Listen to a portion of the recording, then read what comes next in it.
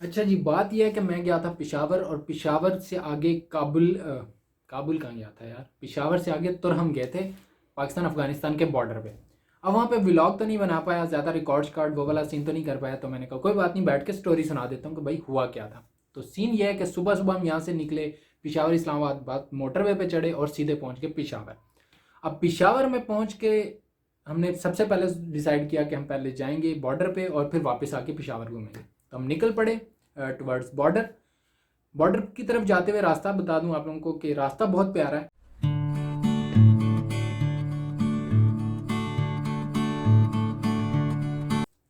अब तुरहम की तरफ जाते हुए एक तो आपको बड़े प्यारे प्यारे पहाड़ और बड़े अच्छे सीनरी नज़र आती है। उसके अलावा आपको अफगानिस्तान वाली फीलिंग आना शुरू हो जाती है जैसे ही आप बॉर्डर के करीब करीब पहुंचते हैं। और साथ में आपको नज़र आते हैं ट्रक बे इंतहा, पूरे रास्ते पर कई कई किलोमीटर तक ट्रक खड़े होते हैं, क्योंकि पाकिस्तान और अफगानिस्तान के दरमियान बहुत बड़ी एक ट्रेड होती है जो सारी ट्रकों के थ्रू होती है। लकीली हम संडे को गए, संडे को बॉर्डर पर रश बहुत कम होता है। देश डिवाइड किए गए हैं, कुछ दिन पब्लिक के लिए होते हैं और कुछ दिन ट्रक के सिर्फ रूट होता है। तो जिस दिन हम गए उस दिन ट्रक सिर्फ गुजर रहे थे, बाकी दिनों में जब पब्लिक की मूवमेंट होती है तो इतना का रश होता है। नॉट रिकमेंडेड कि आप उन दिनों में वहां जाएं, क्योंकि इतना रश होगा, इतना रश होगा कि आप तंग हो।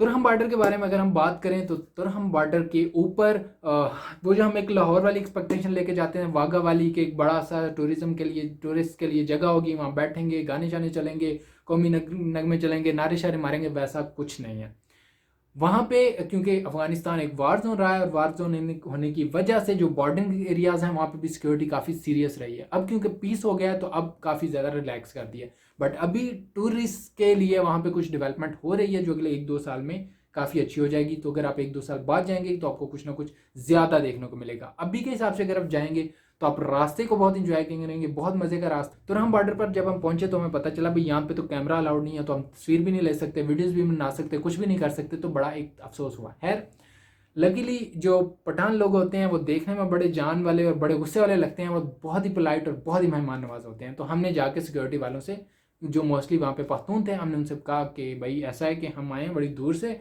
और हम बॉर्डर देखने आए थे और हमने तो जाके शोशू मारनी है, लोगों को दिखाना है कि भाई ये देखो अफगानिस्तान के बॉर्डर पे गए हुए थे, तो हमने तो तस्वीरें लेनी है, हमने तो कोई वीडियो क्लिप्स लेने। तो उन्होंने कहा भाई पहले तो वो बहुत, उन्होंने पोलाइटली हमें मना किया कि देखिए आप हमारे मेहमान हैं, आप माइंड मत कीजिएगा, लेकिन ये अलाउड नहीं है। फिर जब हम थोड़ी सी जिद की तो उन्होंने कहा अच्छा चलें ठीक है, आप तस्वीरें ले लें। तो ये बहुत अच्छी बात है।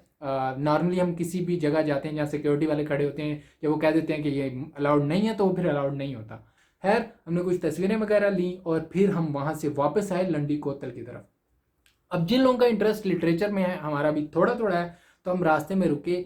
हमजा बाबा का मज़ार आता है लंडी कोतल में, जो कि पश्तो पश्तो शायरी में जिनका बहुत बड़ा नाम है। गज़ल के बारे में कहा जाता है कि पश्तो गज़ल के बाबा गज़ल हैं वो। तो हम वहाँ के मज़ार पे जाए। जो सबसे अच्छी बात है, जो जिसकी वजह से मैं ये मेंशन कर रहा हूँ, वो ये है कि मज़ार के साथ एक लाइब्रेरी भी थी।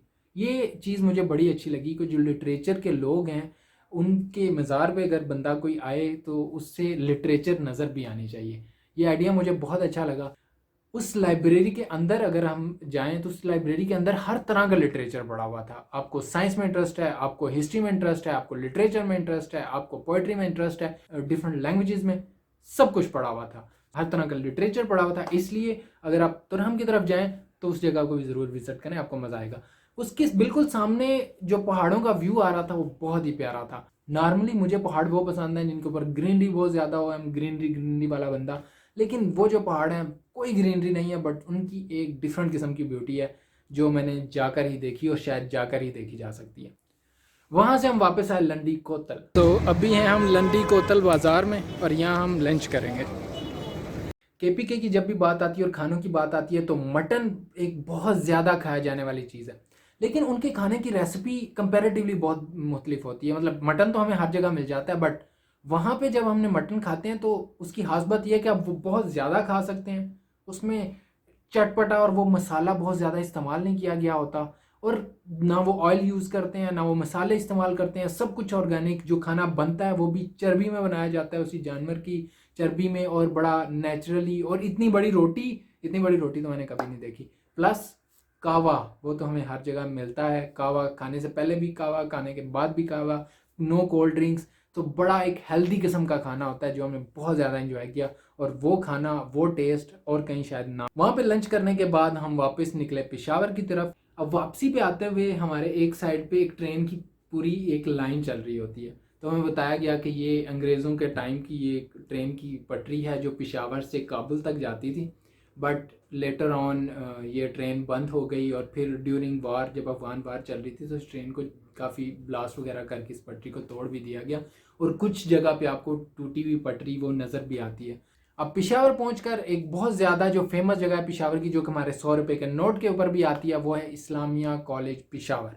हमने बाहर कुछ तस्वीरें वगैरह ली, अंदर हम नहीं जा पाए क्योंकि हमारे पास टाइम कम था। उसके बाद हम पहुंचे पेशावर में किस्सा हानी बाज़ार, जो कि पेशावर का मेनली हम विज़िट करना चाह रहे थे।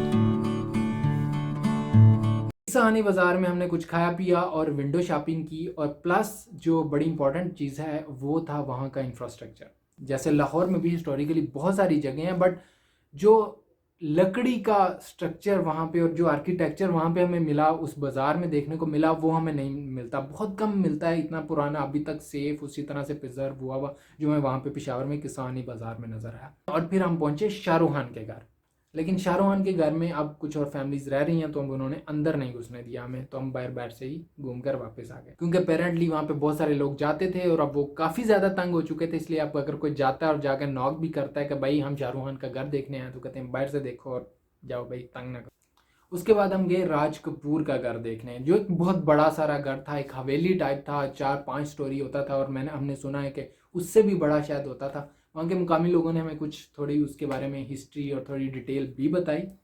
थोड़ी सी हमें डिसअपॉइंटमेंट भी हुई क्योंकि उसकी हालत काफ़ी ज़्यादा ख़राब थी, थोड़ा सा प्रिजर्व होना चाहिए मेरे ख्याल से। अब किस्सा हानी में थोड़ा घूम फिर कर शाम हो गई, और शाम को हम काफ़ी ज़्यादा थक चुके थे, और जब भी आप थक चुके हों तो आपको क्या ज़रूरत होती है, तो यू नीड अ चाय, और चाय की बात आती है तो क्वेटा होटल की बात आती है। तो हम पहुँच गए क्वेटा होटल चाय पीने। 2 कप चाय के बाद अब जर्नी एंड, और अब गोइंग वापस टू इस्लामाबाद।